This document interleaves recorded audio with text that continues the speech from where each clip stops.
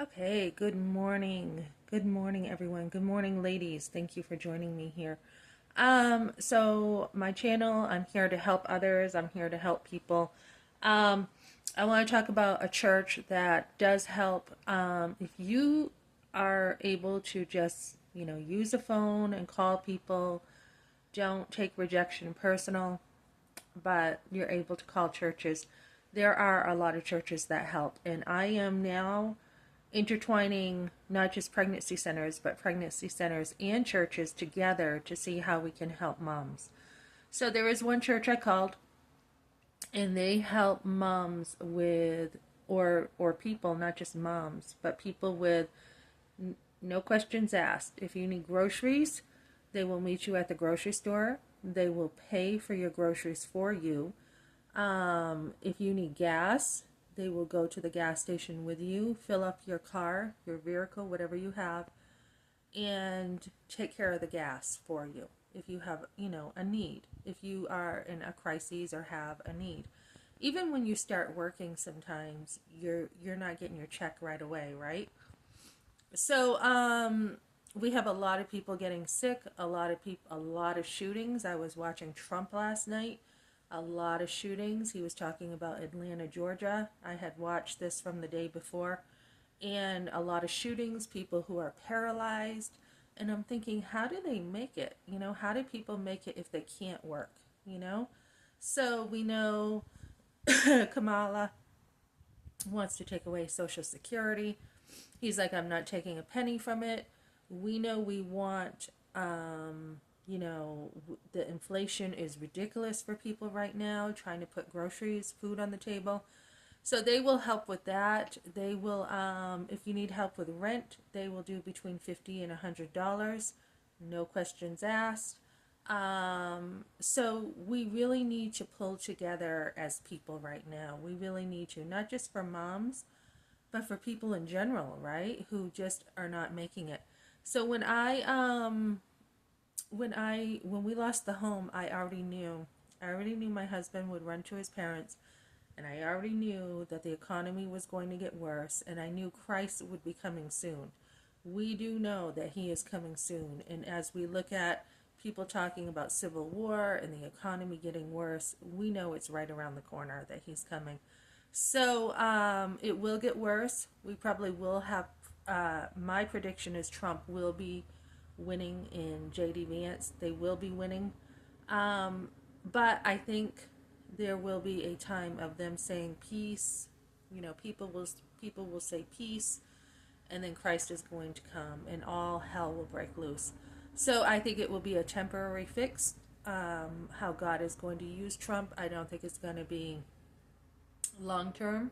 I think he is the man to be used by God, but I think it's going to fall apart shortly, you know, a short time after he wins. So we want to be prepared, first of all, with salvation. We want to know that we're truly his.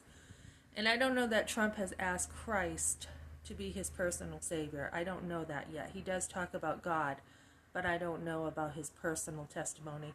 I know he talks about Jesus being more popular than him. Um, I like the way Trump talks. I really do. I mean, he comes right out with it, and he's straightforward. He's direct. He's no nonsense. Going to tell you the way it is. He's going to be tough on crime. We're hearing Kamala Harris say, if you steal, as long as it's under $1,000, no big deal, right? And so we have more crime, and she is a lunatic. She is not the person you want to vote for. So, during these hard economic times, I didn't ask for COVID. Nobody asked for this. It was the government who did this. So the government should be helping people a lot more because they're the ones at fault, right? People have lost their homes, their jobs, their families, all because of this stupid Biden administration.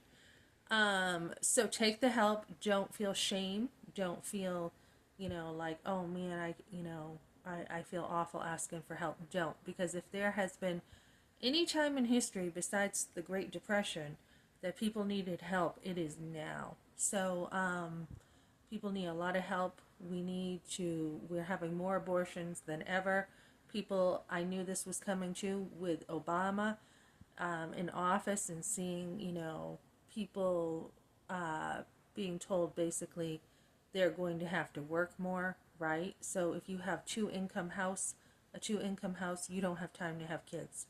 So the economics is driving people to abortion. So we want to take the help, we want to have a cushion, we want to have the resources available that people can have families. And although I absolutely love working, I love to, do what I want with my money. And, if I want to go travel, I can. If I want to get my nails done, I can, whatever. But more important to me than work has always been my family.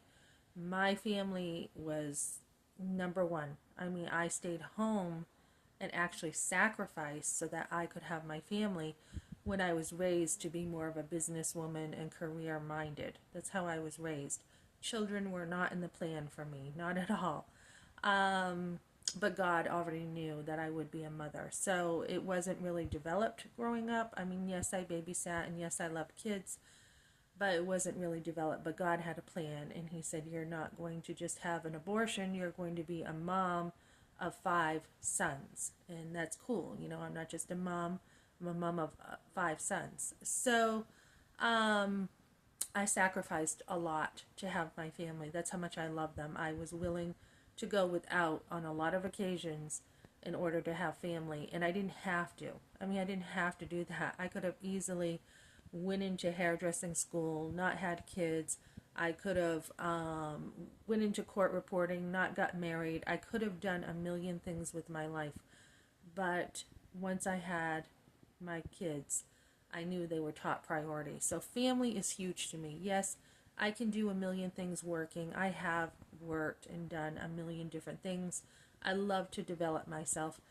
But my biggest goal in life has been, besides being a wife, which I absolutely loved, and I loved being my husband's wife. I absolutely loved having his children, right? Not just any guy's kids, but his children. So, as a wife and a mother, that was number one goal in life, and I did it, and I did it well. So, when you have, as I do, family is top priority, you want to be able to find a million ways to make sure that happens. So that is my goal right now for other women who want to be moms, women who are struggling, moms who are struggling. Find the resources to help you. And so that is something I just gave to an organization. I gave them the name of the church. I gave them what they do, and this is what I put in their database. I put not just the pregnancy centers and what they do, but the churches. And they need to be hand in hand. We really need to connect women to the churches, as I said, and we need a huge community. Mom's group was great for me after, after I had the teen class, I had the mom to mom group. That was also another great resource. So, you want to be in community, you want to grow your kids up in community, and we want strong, healthy communities. Trump will be fighting for the law-abiding citizens and making sure we have better communities, better cities, beautiful cities, being proud of America again.